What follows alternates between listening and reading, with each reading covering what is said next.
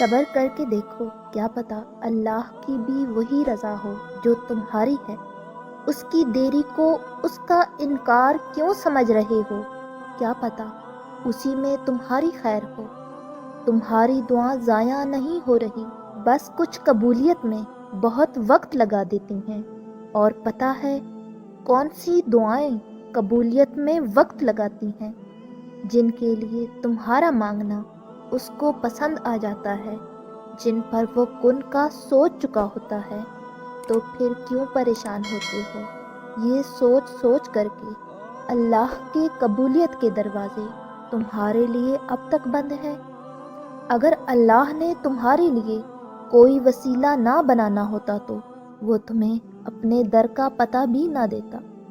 اس کی رحمت کو تو یہ گوارا ہی نہیں کہ کوئی اس کے در پر آئے اور خالی ہاتھ چلا جائے۔ ابھی تک اللہ کی جانب سے کوئی جواب نہیں آیا تو مطلب دعا مانگتے رہنا ہے، کیونکہ ہو سکتا ہے اللہ بھی تمہیں وہی دینا چاہتا ہو جو تم اس سے مانگتے ہو۔ بے شک اللہ سبحانہ و تعالی تمہیں دعا کی توفیق اور صبر کا حوصلہ تب ہی دیتا ہے جب وہ تم سے راضی ہوتا ہے، اور جب وہ راضی ہوتا ہے تو تمہاری ہر خواہش پر کن کا حکم فرما دیتا ہے۔ کیا ہوا؟ آپ کو لگتا ہے قبولیت نہیں ہو رہی، مسلسل مانگ رہی ہیں اور تھکنے لگے ہیں؟ میں بتاؤں، یہ جو آپ دعائیں مسلسل مانگ رہے ہیں نا، آپ قبولیت کے سفر پر ہی ہیں۔ آپ کی دعا پسند کی گئی ہے، آپ اللہ کے در سے جڑ چکے ہیں، آپ اللہ کی خاص نظر میں ہیں۔ مانگنا نہ چھوڑے، مانگنے والے تو اللہ کے محبوب ہیں، آپ اللہ کی نظر میں ہیں، آپ قبولیت کے سفر پر ہیں۔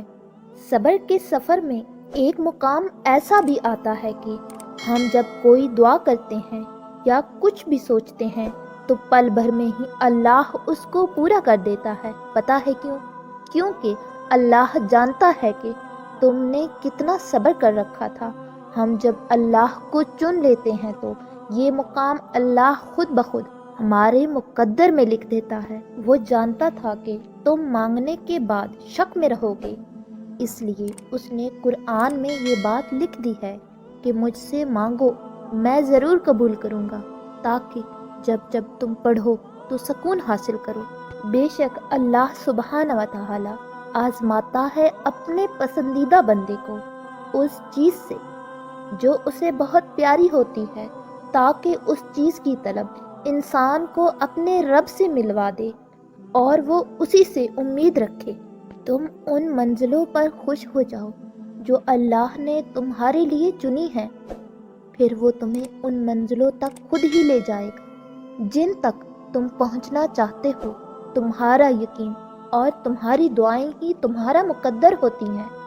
صبر اور بندے کی تڑپ کبھی ضائع نہیں جاتی، اور اس بات پر بھی یقین رکھو کہ اللہ کا وعدہ سچا ہے، بے شک وہ صبر کرنے والوں کے ساتھ ہے۔ دعائیں جتنا صبر لیتی ہیں وہ اتنی ہی زیادہ رنگ لاتی ہیں، تو اپنے اٹھے ہوئے ہاتھوں کو کبھی مایوسی کی وجہ سے جھکنے نہ دینا، کیونکہ اللہ کبھی کبھی صبر کی آخری حد آزماتا ہے، اور اس کے بعد صرف ایک ہی مرحلہ آتا ہے، اور وہ ہے اس کا کن۔